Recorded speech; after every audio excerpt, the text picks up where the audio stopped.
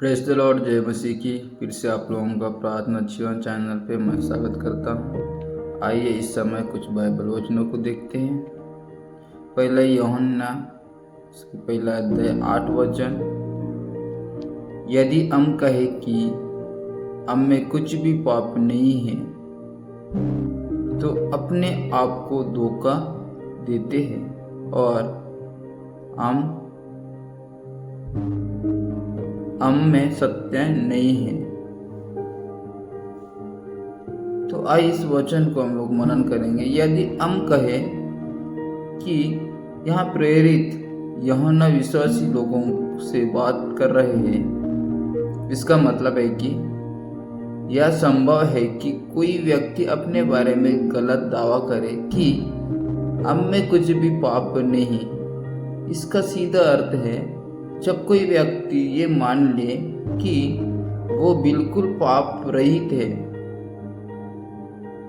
Bible सिखाती है कि आदम के पतन के कारण हर मनुष्य में पाप की प्रवृत्ति है, तो अपने आप को धोखा देते हैं। इसका मतलब है कि जब हम अपने आप को पाप रहित मानते हैं तो हम सच्चाई से भगते हैं और स्वयं को झूठा सांत्वना देते हैं। ये आत्मा धोखा है क्योंकि मनुष्य की कमजोरी और पापी स्वभाव स्पष्ट है और हमें सत्य नहीं। सत्य से तात्पर्य परमेश्वर का वचन और उसकी आत्मिक ज्योति है।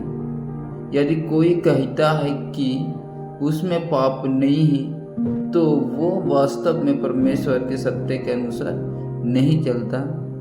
इसका तात्पर्य है कि ऐसा व्यक्ति परमेश्वर की सच्चाई को स्वीकार नहीं कर रहा है। जो रोमियो की किताब उसका 3 अध्याय 23 वचन में पाया जाता है, क्योंकि सबने पाप किया है और परमेश्वर की महिमा से रहित है। अर्थात सबने पाप किया है। कोई भी मनुष्य इससे बाहर नहीं है। कोई भी मनुष्य इससे बाहर नहीं है। सब पाप के अधीन है। यहूदी और अन्य जाति दोनों परमेश्वर की महिमा से रहित है। पाप के कारण मनुष्य इस पूर्ण धार्मिकता और महिमा तक नहीं पहुंच सकता जिसे परमेश्वर चाहता है कि उद्धार केवल परमेश्वर की कृपा और यीशु मसीह के लहू से ही संभव है। सबोदेशक 7 अध्याय 20 वचन। पृथ्वी पर ऐसा धर्मी मनुष्य कोई नहीं जो भलाई ही करता हो और कभी पाप ना करता हो। अर्थात इस वचन में मानव स्वभाव की वास्तविकता बताई गई है। चाहे मनुष्य कितने भी धर्मी दिखे, लेकिन उसमें पाप करने की संभावना रहती है। कोई भी व्यक्ति पूर्णतः पाप रहित नहीं है। इसका संदेश ये है कि मनुष्य अपने धर्म और कर्म से उद्धार नहीं पा सकता। उससे परमेश्वर की दया की जरूरत है। भजन संहिता 143 अध्याय 2 वचन। अपने दास का न्याय ना करना, क्योंकि कोई भी जीवित प्राणी तेरे सामने धर्मी नहीं ठहर सकता।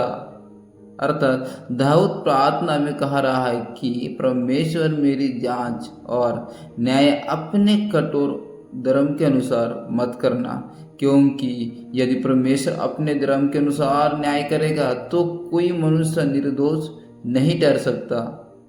हर जीवित प्राणी पापी है और परमेश्वर की दया और क्षमा पर निर्भर है। और याकूब की किताब उसका 3 अध्याय 2 वचन में लिखा है, क्योंकि हम सब बहुत बातें में कठोर रहते हैं।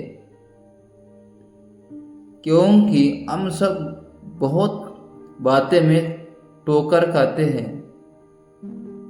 अर्थात यह ठोकर खाना का अर्थ है गलत करना, पाप करना, कमजोर पड़ना। विशेषकर याकूब जीभ बोलचाल की कमजोरी का जिक्र कर रहा है। मनुष्य अक्सर वचनों, विचारों और कामों में ठोकर खाता है। यह वचन बताता है कि कोई भी मनुष्य पूरी तरह पूर्ण नहीं है।